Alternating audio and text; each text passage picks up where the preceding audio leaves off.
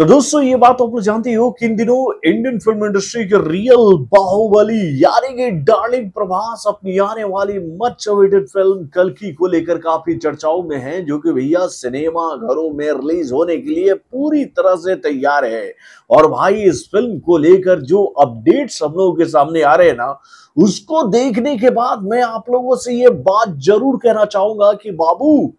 ये film box office पर आकर जो रिकॉर्ड बनाएगी ना, उसकी चर्चा भाई हेटर्स को भी करना पड़ेगा, जो कि भैया डार्लिंग प्रभास को लेकर ये बात कहते थे कि भैया एक फिल्म उन्होंने दे दी बाहुबली, अब उनकी नहीं चलने वाली है, यानी कि नहीं गलेगी उनकी कोई भी दाल अब सिनेमा घरों में। यानी कि भैया बहुत कुछ कहा गया है ना डार्लिंग प्रभास के लिए, लेकिन भैया इस फिल्म में डार्लिंग प्रभास का जो किरदार हमें देखने को मिल रहा है, इस फिल्म को लेकर जो जानकारी हम लोगों के सामने आ रही है, उसको देखने के बाद तो मैं आप लोगों से ये बात कहूंगा कि भाई ये फिल्म हिस्ट्री बनाने वाली है। दोस्तों कल्कि को लेकर ये जानकारी तो हम लोग के सामने आ गई है कि भैया इस फिल्म में डार्लिंग प्रभास जो है वो विष्णु के अवतार में नजर आने वाले हैं, यानी कि कल्कि अवतार में वो नजर आएंगे, जो कि भैया दुनिया में फैल चुके विमंश को पूरी तरह से समाप्त करेंगे। जो अपराध चरम पर पहुंच चुका है, दुनिया जो खत्म हो रही है, उसको बचाने आने वाले हैं वो कल्कि अवतार में। तो दोस्तों इस बात की जानकारी तो ऑलरेडी हम लोग के सामने इस फिल्म के पहले लुक के माध्यम से आ चुकी थी, लेकिन इस फिल्म में उनके साथ पहली बार स्क्रीन शेयर कर रहे हैं बॉलीवुड के या फिर कहें भैया इंडियन फिल्म इंडस्ट्री के रियल महानायक यानी कि अमिताभ बच्चन का किरदार क्या होगा, इसको लेकर कोई बड़ा अपडेट हम लोगों के सामने नहीं आया था। लेकिन आज अमिताभ बच्चन के किरदार को लेकर जो शानदार दो पोस्टर हम लोग के सामने आया और उसके बाद भैया उनके किरदार का जो पहला लुक आया है ना,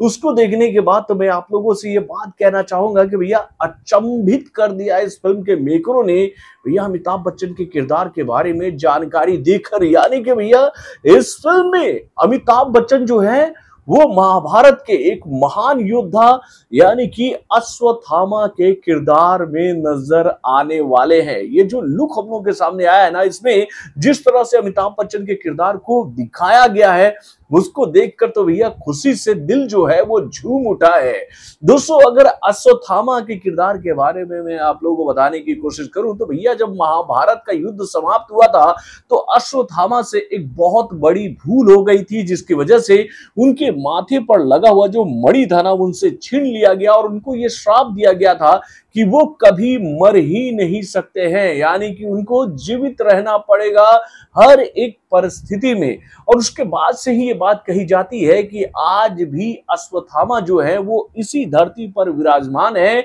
वो भैया अज्ञात लोकेशन पर आज भी जीवित है, इस उम्मीद में कि जब कल्कि अवतार होगा विष्णु भगवान का तब उन्हें मुक्ति मिलेगी मनुष्य योनि से। तो भाई वाकई में अमिताभ बच्चन को लेकर ये जो जानकारी हम लोगों के सामने आई है कि भाई इस फिल्म में उनका किरदार अश्वत्थामा का होने वाला है, तो मैं आप लोगों को एक बात गारंटी से कहना चाहूंगा कि भाई ये फिल्म रिकॉर्ड तोड़ने वाली है बाबू। इस फिल्म का मुकाबला करने के लिए अब इस साल की बड़ी बड़ी फिल्मों को सोचना पड़ेगा। यानी कि भैया इस फिल्म से जुड़ी हुई अब जो जानकारी हम लोग के सामने आ रही है वो इतनी लाजवाब है, इतनी शानदार है और इतनी एनर्जेटिक है कि भाई आप भी कहोगे कि भाई ये हुई ना बात, ऐसी ही फिल्म से वापसी करनी चाहिए थी भाई डार्लिंग प्रभास को। और भाई ये फिल्म साउथ की फिल्म है, तो भैया साउथ के फिल्म मेकरों को लेकर एक बात तो हम अच्छी तरीके से आप लोगों से कहना चाहेंगे कि भाई साउथ के मेकर बॉलीवुड के